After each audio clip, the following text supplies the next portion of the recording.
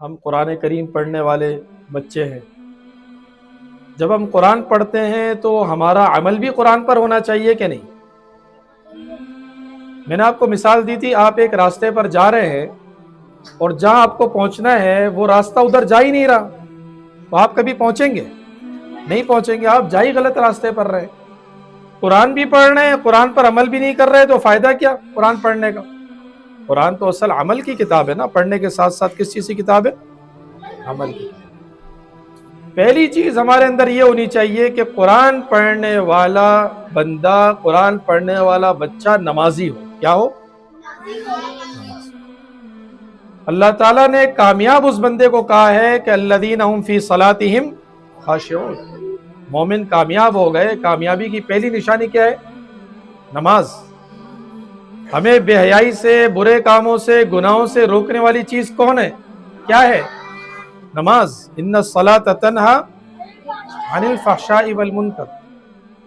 دوسری بات ہماری یہ ہوئی تھی کہ قرآن پڑھنے والا بچہ کبھی بھی غصہ نہیں کرے گا، غصے کو پی جائے گا.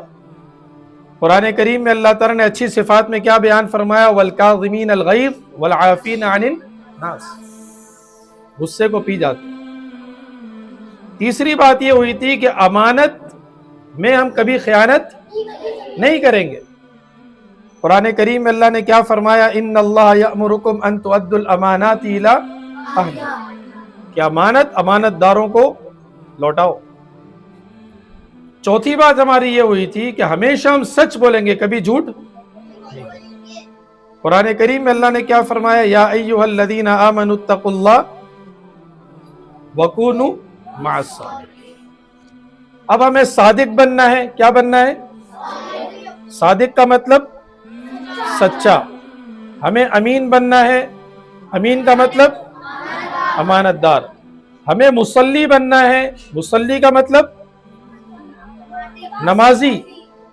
ہمیں کاظم الغیظ بننا ہے. کاظم الغیظ کا مطلب غصہ پی جانے والا. کس نے بتایا تھا؟ ماشاءاللہ. دیکھیں تو یہ چار باتیں تو ہو گئی پرانی. کاظم الغیظ ہمیں بننا ہے، مصلی ہمیں بننا ہے، امین ہمیں بننا ہے، اور صادق ہمیں بننا ہے. ایک پانچویں صفت ہمارے اندر ہونی چاہیے، صبر. کیا ہونی چاہیے؟ صبر کرنے والے کو کیا کہتے ہیں؟ ہاں، صبر کرنے والوں کو کیا کہتے ہیں؟ بتائیں، صبر کرنے والے کو کیا کہتے ہیں؟ صابر. کیا کہتے ہیں؟ صابر. کہیں آپ کو قرآن کریم میں صابر لفظ ملے گا، کہیں آپ کو صبر ملے گا، کہیں آپ کو صابرون ملے گا، کہیں آپ کو صابرین ملے گا. ان سب کا ترجمہ ایک ہی ہے. کیا ہے؟ صبر. آپ کو کسی نے تنگ کیا، آپ کے ساتھ کسی نے مذاق کیا، آپ کو کسی نے کچھ ہلکا سا مارا، آپ کو کسی نے، آپ کی کوئی چیز کسی نے چھپا لی. اب آپ کا ری ایکشن کیا ہوگا بتائیں؟ ہاں، غصہ. اور غصہ آتا ہے تو کیا کرتے ہیں؟ ہاں، کیا کرتے ہیں؟ غصہ آتا ہے تو آپ دوسرے کا گریبان پکڑ لیتے ہیں. آپ اٹھا کے اس کو تھپڑ مار دیتے ہیں، آپ اٹھا کے اس کو پھینک دیتے ہیں. آپ کہتے ہیں اس نے مجھے کیسے تنگ کیا، میں تو اب اس کو چھوڑوں گا ہی نہیں. یہی کرتے ہیں نا. لیکن کرنا کیا ہے یہ بتائیں؟ صبر. کیا کرنا ہے؟ صبر. غصہ نکالنا نہیں ہے، غصہ سنبھالنا ہے. غصہ نکالنا، غصہ کیا کرنا ہے؟ سنبھالنا. اب آپ کے ذہن میں ایک سوال پیدا ہوگا. کیا پیدا ہوگا بتائیں؟ آپ کہیں گے یہ تو صبر ہم کریں گے تو اگلا بندہ، اس نے آج ہمیں تنگ کیا ہے، کل کو تو واپس کرے گا. آج ایک دفعہ کیا ہے، کل کو 2 مرتبہ کرے گا. آج 2 مرتبہ کیا ہے، کل 3 مرتبہ کرے گا. صبر سے تو یہی ہوگا نا. ہاں، یہ ذہن میں آ رہا ہے نا. اگر آپ کہتے ہیں بھئی ایک بچہ مجھے تنگ کر رہا ہے، مجھ سے مذاق کر رہا ہے، مجھے مار رہا ہے، میری چیز چھپا رہا ہے، مجھے پریشان کر رہا ہے، اور آپ مجھے کہہ رہے ہیں صبر کرو صبر کرو صبر کرو، وہ تو اس کو تو شے مل جائے گی. وہ تو کہے گا یہ تو بہت شریف بندہ ہے، یہ تو کچھ بولتا ہی نہیں ہے، چلو اب اس کے اوپر تو اور چڑھائی کرو. آج اس کی ایک چیز چھپائی ہے، کل 2 چیزیں چھپاؤ. آج 1 مرتبہ مذاق کیا تھا، کل 2 مرتبہ کرو. آج 1 مکہ مارا تھا، کل 2 مکے مارو. ایسے ہی ہوگا نا. لیکن صبر بھی طریقے سے کرنا ہے نا ہمیں. صبر ایسے تھوڑی ہے کسی نے یہاں تھپڑ مارا تو آپ بولیں بھائی یہ بھی تو گال ہے میرا، ایک تھپڑ یہاں بھی مارو، یہ تو نہیں کرنا. یا آپ کی ایک چیز کسی نے چھپائی تو آپ کہیں گے 2 چیزیں اور بھی میرے پاس ہیں یہ بھی چھپا لو. یہ صبر تھوڑی ہے، یہ تو کم ہمت ہی ہے. صبر آپ کو کیسے کرنا ہے دیکھیں، یہ بھی قرآن کریم سے ہمیں سیکھنا ہے. صبر ہمارے اندر آ گیا نا، صبر. آپ 2 آیتیں قرآن کریم کی یاد رکھیں، ہمیشہ لوگوں کو بتائیں بھائی صبر کیا کرو. کوئی آپ سے پوچھے گا صبر کا کیا فائدہ ہے، آپ کہیں گے ان اللہ مع الصابرین. کیا مطلب ان اللہ مع الصابرین کا؟ اللہ صبر کرنے والوں کے ساتھ ہے. اللہ کس کے ساتھ ہے؟ جس کے ساتھ اللہ ہو گیا اس کو کوئی پریشانی ہوگی؟ ایک اور آیت آپ سنائیں گے، انما یوفی الصابرون اجرہم بغیر حساب، کہ اللہ صبر کرنے والوں کو بے حساب اجر دیتے ہیں. صبر کرنے والوں کو اللہ کیا اجر دیتے ہیں؟ بے حساب اجر دیتے ہیں. تو صبر کریں گے. اب صبر کرنا کیسے ہے یہ سمجھیں. آپ کو کسی نے تنگ کیا، آپ کو کسی نے پریشان کیا، کسی نے گالی دے دی، کسی نے آپ کا مذاق اڑا لیا، کسی نے آپ کی کوئی چیز چھین لی. سب سے پہلی بات آپ نے یہ کرنی ہے، آپ نے غصہ نہیں کرنا. کیا نہیں کرنا؟ غصہ نہیں. اس کو گالی نہیں دینی، اس سے بدلہ نہیں لینا، اس کے ساتھ بدتمیزی نہیں کرنی. یہ پہلی بات ہو. ٹھیک ہے نا، اس لیے کہ قرآن نے ہمیں کہا ہے والکاظمین الغیظ، غصے کو پی جانا ہے. دوسرا کام کیا کرنا ہے؟ دوسرا کام یہ کرنا ہے کہ اس کو سمجھانا ہے. کیا کرنا ہے؟ بھائی آپ میرے ساتھ یہ مذاق کر رہے ہیں نا، میرا آپ کے ساتھ کوئی مذاق نہیں ہے، آئندہ آپ مجھ سے مذاق نہیں کیا کریں. سمجھانے کا ایک طریقہ یہ ہوتا ہے. سمجھانے کا دوسرا طریقہ کیا ہوتا ہے؟ دوسرا طریقہ یہ ہوتا ہے آپ اس کے ساتھ بیٹھنا ہی چھوڑ دیں. آپ کہیں بھائی میں آئندہ اس کے ساتھ نہیں بیٹھوں گا، میں جگہ چینج کر لوں گا. تیسرا طریقہ کیا ہوتا ہے؟ آپ بھی اس کے ساتھ مذاق کرنا بند کر دیں اور آپ اس کے ساتھ صرف سلام دعا کی حد تک بات رکھیں، بہت زیادہ بات چیت نہ کریں تاکہ وہ آپ کے ساتھ مذاق ہی نہ کرے. جب وہ دیکھے گا یہ میرے ساتھ سیریس ہی نہیں ہے، پھر وہ آپ سے مذاق بھی نہیں کرے گا. یہ دوسرا طریقہ ہے. کیا ہے؟ تیسرا طریقہ کیا ہے کہ آپ اپنے بڑوں سے شکایت کریں. اس سے یہ کوئی بری بات نہیں ہے، یہ بار بار شکایت کرنا جھوٹی شکایت تو نہیں ہے نا، یہ تو تعاون ہے. کیا ہے؟ تعاون. کیا آپ اپنے بڑوں سے کہتے ہیں کہ بھئی یہ بچہ بدتمیزی کرتا ہے، یہ بچہ جو ہے نا مجھے مارتا ہے، یہ مجھ سے مذاق کرتا ہے، آپ اس کو سمجھائیں. تو جب بڑے سمجھائیں گے تو وہ آئندہ ہمت تو نہیں کرے گا نا دوبارہ کرنے کی. یہ تو قرآن کریم نے ہمیں کہا نا وَتَعَاوَنُوا عَلَى الْبِرِّ وَالتَّقْوَىٰ، کہ ایک دوسرے سے مدد لیا کرو. اگر ہم اپنے بڑوں سے شکایت کر دیں، اپنے والد صاحب سے کہہ دیں، اپنے استاد سے کہہ دیں، اپنے مدرسے کے ناظم صاحب سے کہہ دیں، کسی بڑے سے کہہ دیں گے، وہ سمجھا لیں گے تو ختم ہو جائے گی کہانی. لیکن ایک یہ ہے کہ آپ خود اٹھ کے بدلہ لینا شروع کر دیں. آپ کہیں اس نے مجھے مارا، میں نے آپ کو پہلے بھی مثال دی تھی نا، آپ کہتے ہیں اچھا میں اپنے بھائی کو لے کر آؤں گا، میں اپنے دوست کو لے کر آؤں گا، میں اپنے بندوں کو لے کر آؤں گا. یہ صبر ہوا؟ یہ تو صبر تو نہیں ہوا، یہ تو بدلہ ہوا. اور قرآن پڑھنے والا غصہ نکالتا ہے کہ غصہ سنبھالتا ہے؟ اور غصہ سنبھالنے کو کیا کہتے ہیں؟ صبر. آئندہ ایسا تو نہیں ہوگا کہ آپ کو کسی نے تنگ کیا، کوئی پریشانی کی تو آپ جو ہے نا فوراً سے بدلہ لے لیں گے. ایسا تو نہیں کریں گے نا. یوسف علیہ السلام کا نام سنیں؟ سورہ یوسف قرآن کریم میں ہے. کون سے پارے میں؟ 12ویں پارے میں. وما من دابہ. کبھی ان کا واقعہ سنا ہے کسی سے؟ ہاں؟ کتنے بھائی تھے یوسف علیہ السلام کے؟ 11 بھائی اور تھے. وہ بھائی یوسف علیہ السلام سے حسد کرتے تھے کہ ہمارے ابا جان جو ہے نا یوسف علیہ السلام سے کیوں محبت کرتے، ہم سے کیوں نہیں کرتے. حالانکہ غلط فہمی تھی ان کی. وہ چھوٹے تھے اور چھوٹے بچے سے ابو امی زیادہ پیار کرتے ہیں، اس کا مطلب یہ تھوڑی ہے کہ بڑے کو اگنور کرتے ہیں. چھوٹا چھوٹا ہوتا ہے. اب بھائیوں نے منصوبہ بندی کی، پلاننگ کی. کیا؟ ہاں، جھوٹ بولا. ابا جان سے جھوٹ بولا کہ ہم کھیلنے کے لیے جا رہے ہیں، یوسف کو لے کر جائیں گے، وہ ہمارے ساتھ کھیلے گا، کودے گا، دوڑے گا، بھاگے گا، ہم اس کا خیال کریں گے. تو چھوٹے بچوں کو عام طور پر ابو امی بھیجتے نہیں ہے نا. آپ بھی پکنک پر چلے تھے تو بہت سارے چھوٹے چھوٹے تھے، وہ بار بار پریشان ہو رہے تھے بھائی جائیں نہ جائیں، جائیں نہ جائیں. تو چھوٹے بچوں کو بھیجتے ہوئے گھبراتے ہیں.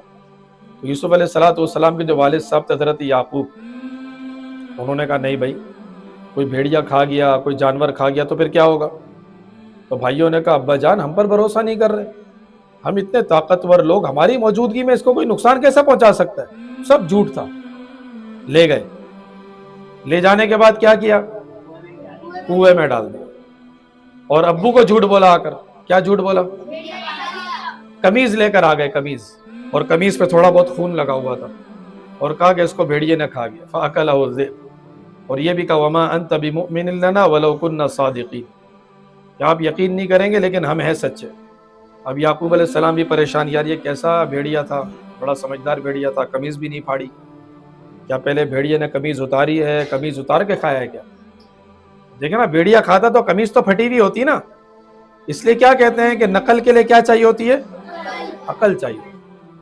اب انہوں نے بیوقوفی والا کام کر لیا. خیر، کنویں میں ڈال دیا. اب یوسف علیہ السلام کو پریشانی ہوئی ہوگی کہ نہیں ہوئی ہوگی؟ اکیلے کنویں میں پڑے ہوئے، اکیلے، اور وہ بھی کنویں کے اندر. اب کچھ لوگ آئے، کنویں سے پانی نکالنے کے لیے ڈول ڈالا. ڈول میں بجائے پانی کے بچہ آ رہے. یوسف علیہ السلام کو نکال لیا. اب یوسف علیہ السلام تو حسین انسان تھے نا، بہت حسن اللہ نے دیا. سب پریشان، بھائی یہ تو بڑا حسین بچہ ہے، اس کو لے کر چلے گئے مصر. اب مصر میں بولی لگی، لوگ یوسف علیہ السلام کو خریدنے کے لیے آ رہے. اب ایک، پہلے تو لوگ خریدتے تھے نا، غلاموں کو خریدتے تھے. اب ایک بندے نے خرید لیا. یوسف علیہ السلام ان کے گھر میں. اب ان کے گھر میں ایک اور تہمت لگ گئی. موسیٰ علیہ السلام، حضرت یوسف علیہ السلام پر الزام لگ گیا. الزام لگنے کے بعد جیل چلے گئے. کافی عرصے تک جیل میں رہے. جیل میں پریشانی ہوتی ہے کہ نہیں؟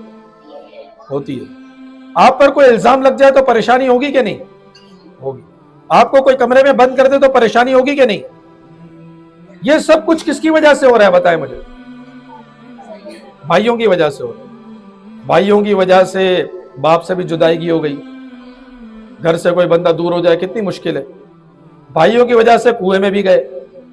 بھائیوں کی وجہ سے مارکیٹ میں بکے بھی.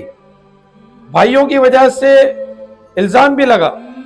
بھائیوں کی وجہ سے جیل بھی گئے. اب جیل سے نکلے نا تو اللہ تعالیٰ نے ان کو بڑی وزارت دے دی. وزیر خزانہ بن گئے وہ مصر کے. بڑے عہدے پر آ گئے نا. تو دیکھیں، صبر کرتے رہے کرتے رہے کرتے رہے تو اللہ نے کتنا بڑا مقام دے دیا. اب جب وزیر خزانہ کوئی ہوتا ہے تو اس کے پاس لوگ آ رہے ہوتے ہیں کہ بھئی ہمیں یہ چیز چاہیے، ہمیں یہ چیز چاہیے، ہمیں یہ چیز چاہیے. اب بھائی یوسف علیہ السلام کے بھائی لائن میں لگے ہوئے. یوسف علیہ السلام سے بجٹ پاس کرانے کے لیے آ رہے ہیں کہ ہمیں گھر کے لیے اناج چاہیے. یوسف علیہ السلام نے پہچان لیا. یہ بہت لمبا قصہ ہے، پھر کبھی زندگی رہی تو سنائیں گے آپ. یوسف علیہ السلام نے پہچان لیا. بھائی نہیں پہچان سک رہے. یوسف علیہ السلام نے کہا بھئی ایک بھائی تمہارا اور ہے، اس کو بھی لے کر آنا. تم نے اپنے بھائی کو کنویں میں ڈالا تھا نا. اب بھائی پریشان ہو گئے، یہ بات تو کسی کو پتہ نہیں تھی، اس بندے کو کیسے پتہ چلی؟ تو بھائیوں نے کیا کہا؟ اِنَّكَ لَأَنْتَ يُوسُف. یہی ہے نا، اِنَّكَ لَأَنْتَ يُوسُف، کیا آپ کا یوسف تو نہیں ہے؟ یوسف علیہ السلام نے کیا جواب دیا؟ قال انا یوسف، میں یوسف. اب اتنی سب چیزیں بھائیوں کی وجہ سے ان کو تکلیفیں پہنچی تو حق کیا بنتا تھا؟ تو بھائیوں کو کہتے اب دیکھتا ہوں میں اب سیٹ پر آ گیا ہوں، میں وزیر بن گیا ہوں. تم نے اتنی پریشانی دی مجھے، باپ سے جدا کیا، کنویں میں ڈلوایا، الزام تمہاری وجہ سے لگ گیا، جیل چلا گیا. لیکن یوسف علیہ السلام نے بدلا. یوسف علیہ السلام نے کیا لا تثریب علیکم اليوم، لا تثریب علیکم یغفر اللہ لکم وہو ارحم الراحمین، کہ میں تمہیں معاف کر رہا ہوں، بس میں نے تمہیں معاف کر دیا، میں تم سے کوئی بدلہ نہیں لیتا. حالانکہ وہ بدلہ لینا چاہتے تو لے سکتے تھے کہ نہیں؟ لے سکتے تھے، لیکن پھر بھی نہیں لیا. تو اللہ تعالیٰ کیا فرماتے؟ انہ من یتقی ویصبر فإن اللہ لا یضیع اجر المحسنین. جو بندہ صبر کرتا ہے نا، اللہ اس کے اجر کو ضائع. اب نبیوں کے جو واقعات اللہ نے قرآن کریم میں بیان کیے، کس لیے بیان کیے آپ مجھے بتائیں؟ کس لیے بیان کیے؟ صرف واقعہ سنانے کے لیے؟ نبیوں والی زندگی ہماری زندگی ہونی چاہیے، نبیوں والے کام ہمیں بھی کرنے چاہیے. تو نبیوں کا کام کیا تھا کہ کوئی پریشان کرتا تھا تو وہ صبر کرتے تھے. کیا کرتے تھے؟ صبر. آپ بھی اپنے اندر یہ عادت لائیں گے، یہ آیت ذہن میں رکھیں گے کہ ان اللہ مع الصابرین، اور انما یوفی الصابرون اجرهم بغیر حساب انه من يتقي ويصبر فان الله لا يضيع اجر المحسنين قال لا تثریب علیکم اليوم یغفر اللہ لکم وهو ارحم الراحمین، کہ ہم کسی سے بدلہ نہیں لیں گے بلکہ ہم صبر کریں گے اور لوگوں کو کیا کر دیں گے؟ معاف کر دیں گے۔ یہ صفات اپنے اندر پیدا کرنے کی کوشش کریں گے کہ نہیں؟ اور اللہ سے دعا بھی کریں گے کہ اللہ تعالی ہمیں صابر بنا دے۔ کیا بنا دے؟ صابر بنا دے۔ چلے اللہ آپ سب کو عمل کرنے کی توفیق۔